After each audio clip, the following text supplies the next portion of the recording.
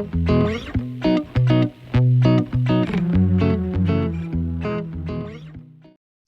before Perfect. I begin, I'll quickly talk about, I think my video is sucking. Um, Let me switch off my video. I'll talk like this now. So let me brief you about myself. Who am I? So I'm a research scholar and publishes papers, research papers at international and national levels in education sector. I'm a public speaker who likes sharing her skills and knowledge with his community, and a PYT facilitator as well, a PYT coordinator at Bloomingdale International School, Vijayawada, Andhra Pradesh. I'm also a self-paced learner and a great observer.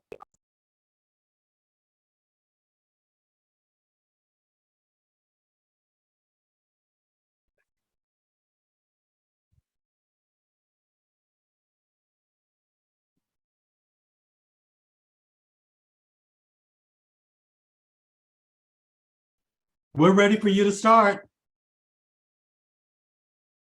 Just get your voice on.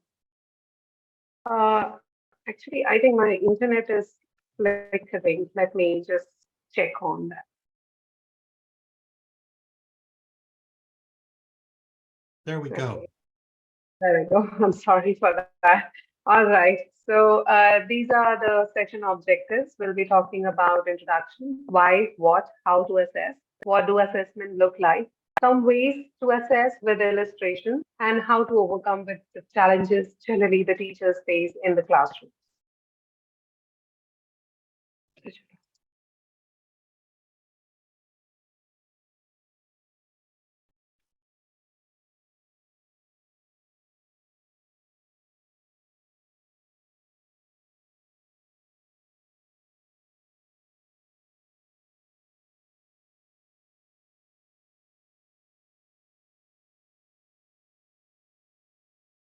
Okay, let's begin with the introduction. As educators, we know the different students have different learning needs, and it's really important that we should assess the students so that it is more relevant, meaningful, and authentic assessments we can take. So while designing differentiated tasks, it's definitely I know the time managing time and assessing every corner is always challenging for us as teachers. Ron, just give me 1 second. I just need to switch on my different um, internet hotspot because I guess it's creating difficulty for me. Don't worry about it. Just get it right, and then so that you can share. Okay, perfectly now. All right. Yeah. So the primary goals we need set as teachers, like we need to keep on upskilling ourselves to overcome with the challenges we face. Now, what is this upskilling means? Upskilling means like sharing the best practices amongst us, as well as keep on reading about the new things coming in the in educational sectors. So how can we do that? Like at present, at this platform, we all are sharing the best practices with the teachers so that we can learn from each other what we implement so that it benefits to our students. To address the priority. So always list down the things like on the priority, what you need to finish in terms of assessment. Generally, what happens, I've seen that even I have experienced the same.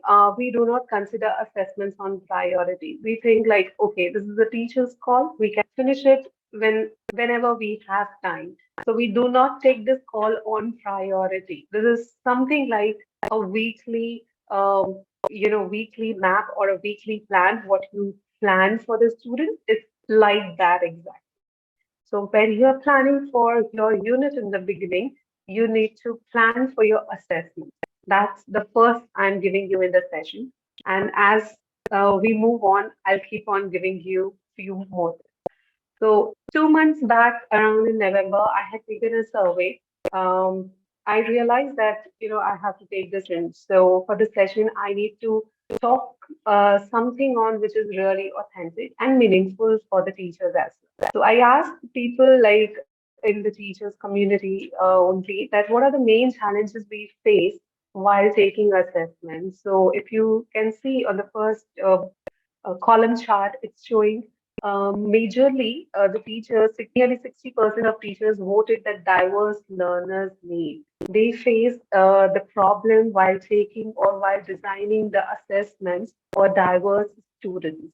So that was one area I realized, okay, I need to talk about it so that I can provide the best practices to the teachers to implement in their classroom.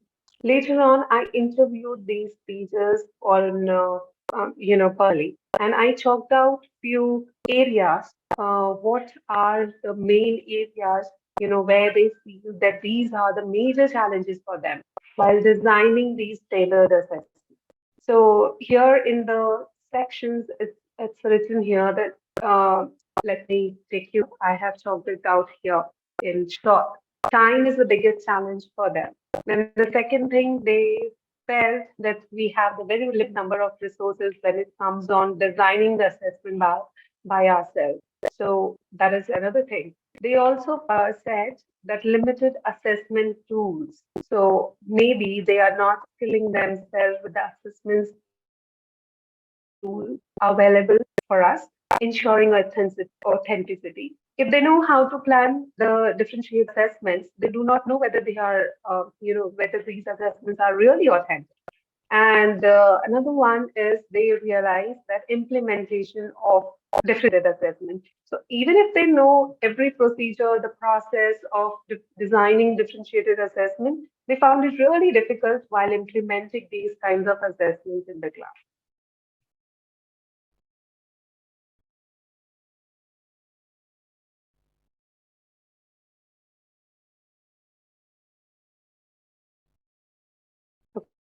Okay, now let's move on. Why to assess something? So, why do I assess? I assess because I really enjoy, with my students, and equally, my students also have fun when I take assessment. That's the best part I love while I take assessment. So always take a note of something when you are taking assessment. Please do not give that kind of, intention in the mind of the children, like they will be testing on something. If you design your assessment like this, they will definitely, certainly, they will enjoy the assessment. Additionally, they love having, these kinds of, what do I say, the relationship, the bond they form with the teachers. So that is another thing I found really interesting. The resilience, self-esteem, and the classroom culture. If you will see while they give the assessments, the mind runs creatively. So they come up with different ideas. So these are the reasons why do we assess. If you have your answers in your brain, like why do you assess, you can definitely post in the chat box. We'll pick it up, we'll talk about it. And anywhere you feel like you have the question, please don't hesitate to drop it in the chat box. We'll try to answer your all the queries. Okay.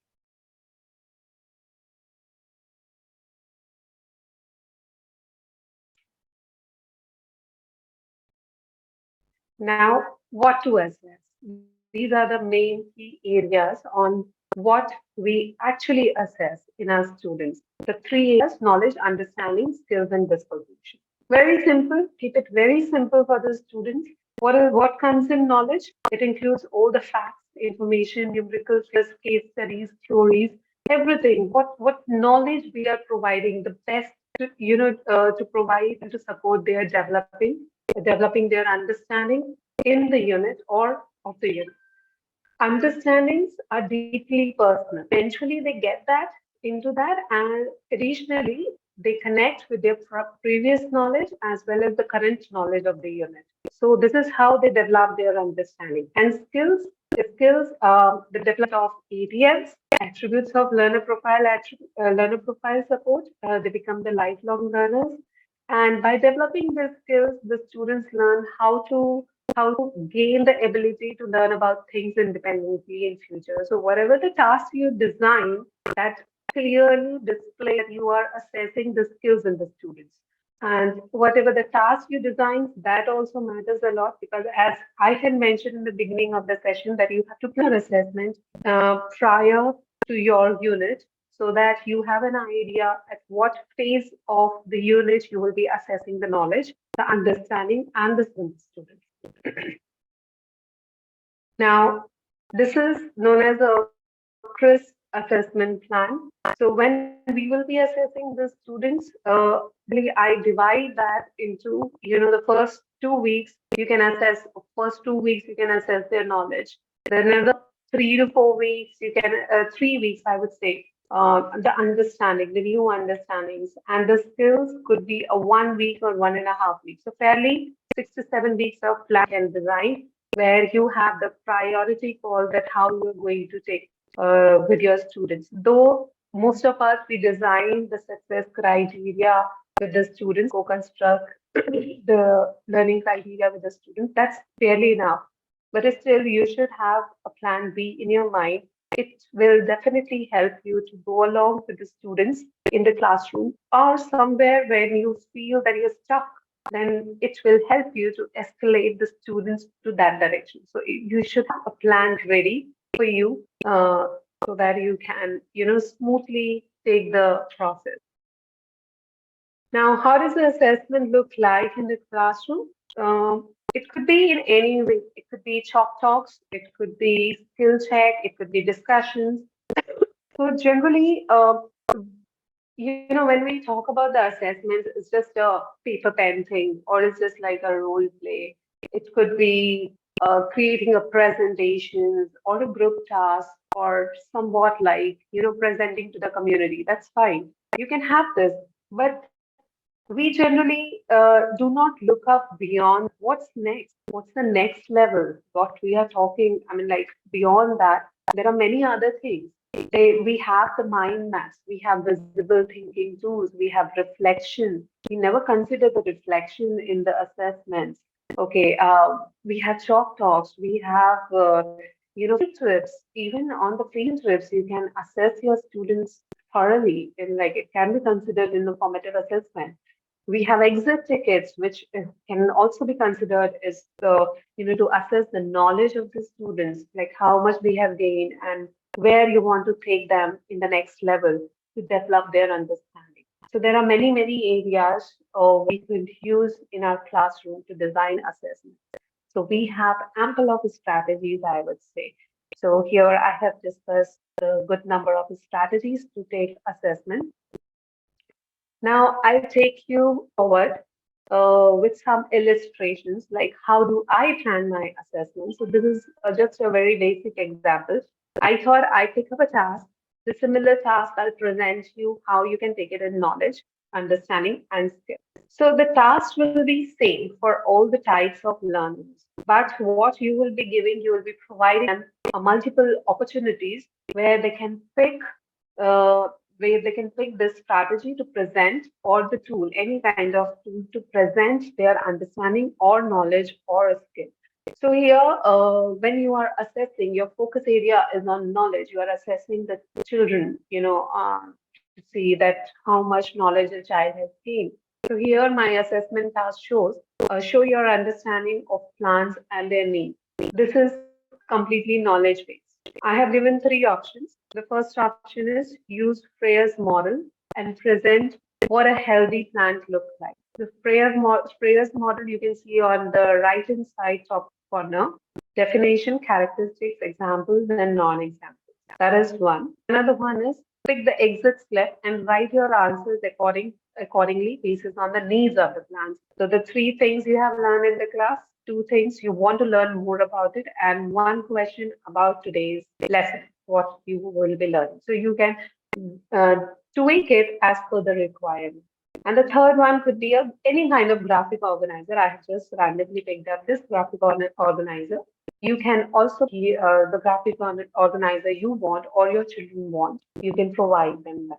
So it's nothing like, when I ask the teachers like what is their ideology or what is their definition about the differentiated assessment task, they generally talk about it, the different assessment, like designing of different two categories or three categories of assessment. Yes, you can do that, but that can also be possible using one task only by giving them certain options to present your task differently. This is entirely, if you will see, here this is strategy differentiated task. So here you can see that like the students can pick as per their understanding what they feel that this is best for them to display their knowledge. And we all have different levels of learners in the class. So as a mentor, as a facilitator, it is our responsibility to look for those specific, those to look for the learners that are they picking up, the kind of tool what challenge their understanding or their capability. We cannot provide the easier task to the kids, those who are capable enough to write more. So that is the role of, that is the role of the teacher. Now, if we move on here, so our area of focus is understanding. So when we talk about the understanding of plants and their needs here, and here we have a visible thinking tool. So visible thinking tool you could use for the students. Then we have right generalizations. So we can mention, the walk around the school park or backyard to find some healthy and unhealthy plants. Draw the healthy plants and unhealthy plants in the given space. Pick which needs you to think the unhealthy plants are missing. What, according to you, do they need to grow? So, writing generalizations. In that case, the students can clearly describe what they think about what they think about the plants and their needs.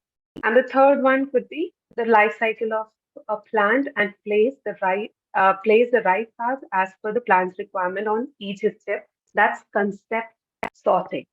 Why purposely I have kept these three different categories in the understanding section, because these three categories, visible thinking tool, writing generalizations, and concept sorting, clearly talks about the understanding of the students on a particular task. So if you keep your ideas very clear for the students, like you have to you will be assessing them on the understanding, then provide them that express. Okay, so later in few minutes, I will be sharing you a very good website and even the Project Zero, visible thinking tool, the list of visible thinking tools that has a plenty of resources where teacher is not supposed to look for more and more, resources outside, or on Google. So you have, ready material. You can even show it to your students, let them choose, promote students' agency, let them come up with their ideas, let them tweak that, the visible thinking tools. How do they want to present it? That, anyways, talks about the differentiation in that tool because you're promoting students' agency at that point. Now, here in this slide, that that is focusing on the skills. Now, the same task is absolutely skills, where I'm asking my students to design a poster on Canva and share your understanding of the plans and then very simple. When they will be designing the Canva poster, they have to keep, the self-management skills in their mind. They have to organize the information on technology and present it very precisely to the community. So when they will be talking, presenting, that's their communication skills, social skills. At the same time, they're developing self-management skills. So this could be the third phase of their learning. If you could see, I have only picked one task and presenting that particular task in variety or in varieties. I'm like, it's to you as a facilitator how you would like to take it. But yes, you have to ask your students, to pitch in so that it is more student driven rather than teacher driven. Another one is goal setting template. In variety of tasks, you can also provide the goal. Like for example, I can also ask my students at this point, create your plan for keeping the plants healthy in your surroundings.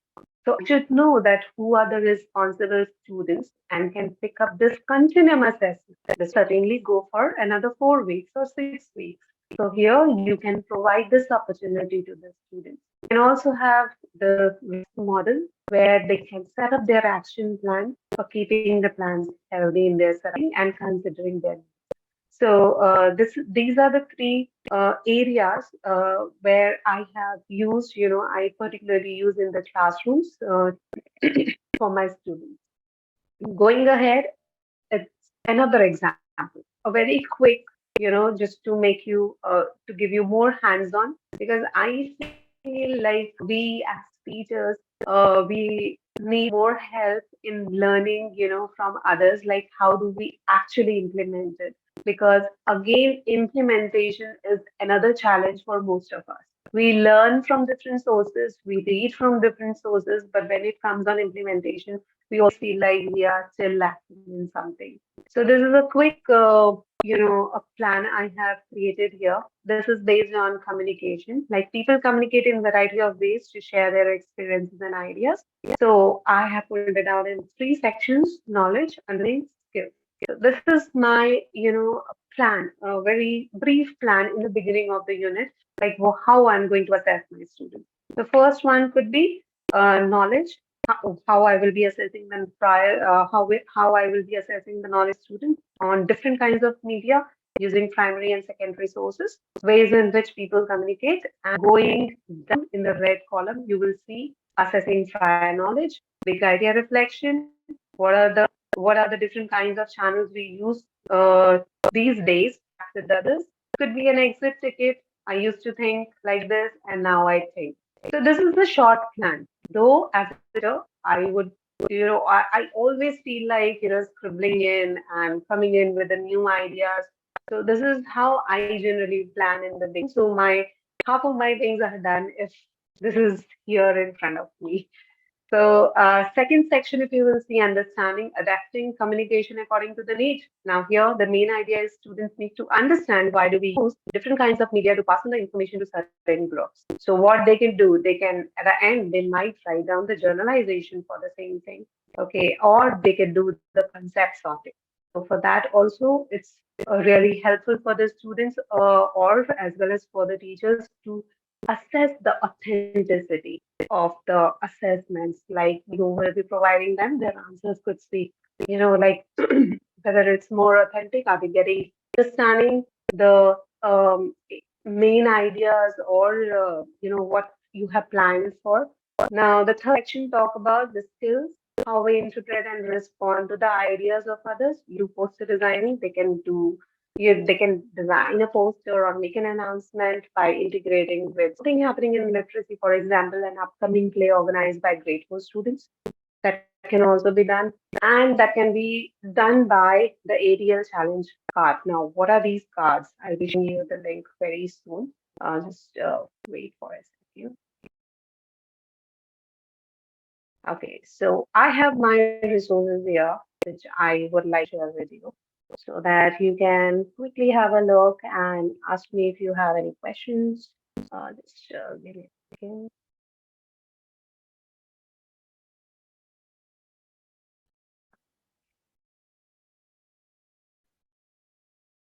If you have any questions related to the topic, please ask me here. Do we have any questions there in the chat box? I can't see the chat box.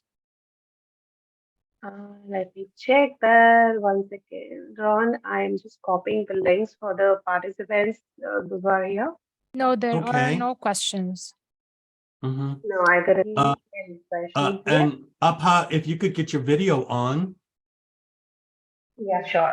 I'll do that.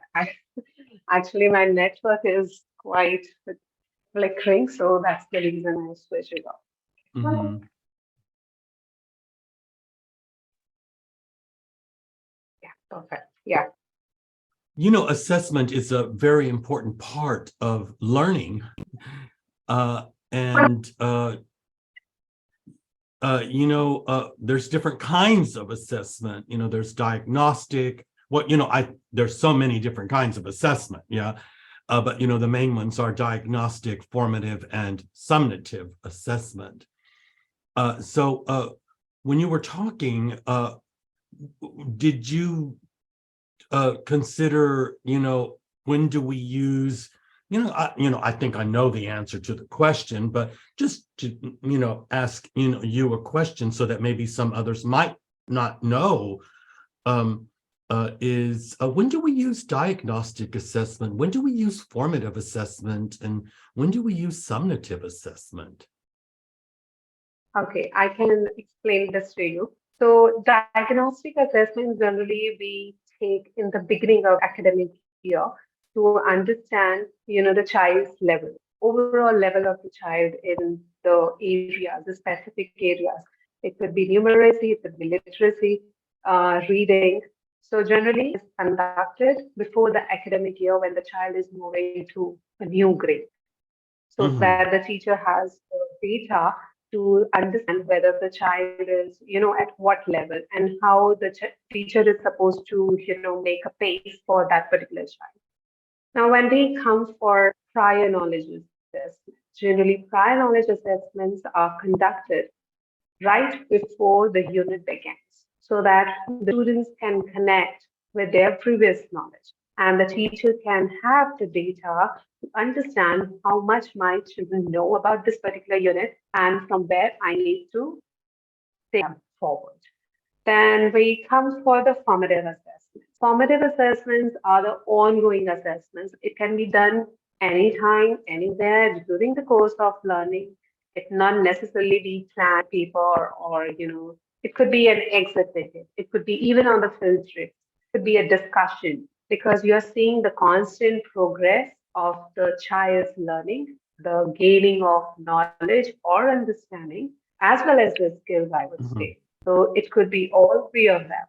And the summative at the end of the unit, when the unit is done, then what is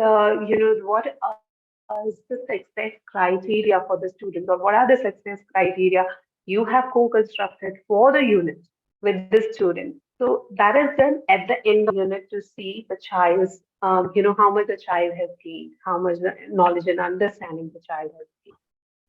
Mm-hmm.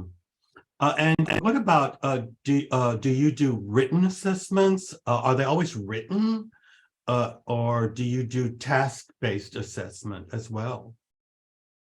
Okay, I don't do test-based assessments at all because I don't enjoy that absolutely.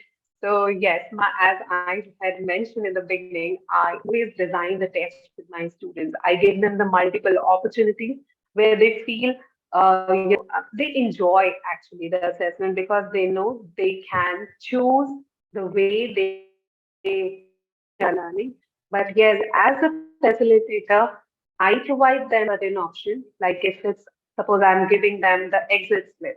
So I provide the different templates to choose that what exit slip you would like to pick. If I'm giving them the visible thinking tool, then I provide them plenty of visible thinking tools in front of them where they can pick any of their choice and then they can present. But yes, as a mentor, I always look for the students.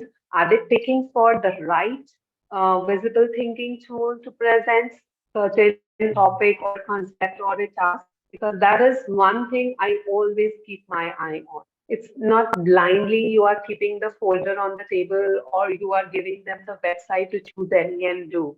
You have to keep your eye always open for these things that whether the kids are picking the right, right visible thinking tool or the graphic organizer. Mm-hmm. Oh, I'm big into the graphic organizers. Yeah, really big into that. By the way, Ron, the links what I have shared here, these are the amazing links by Twaddle. If you will see on even the Project Howard, thinking routine, if you click on that, it has a beautiful, visible thinking tools. You just need to present it to your students, and you feel amazed. Your hands are full of things, and you can go and design your assessments easily.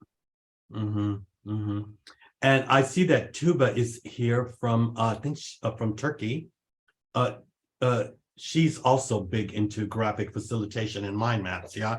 That's why, I was saying, what about, because of course now I'm really big into task-based assessment. I like that, giving them tasks so that they can show me that they know. And without, they can make a video if they want to, they can do something. I just got to know that they know what they have to know so I can give them the exit slip to go somewhere else. Yeah. I have to do that all the time. Yeah. That's, Yeah. that's So I want to thank you very much for your talk today. It was very interesting. It's always something that I like to hear about. I love anything to do with assessment. I think that's it's an yeah. important Thank part you. of what we do.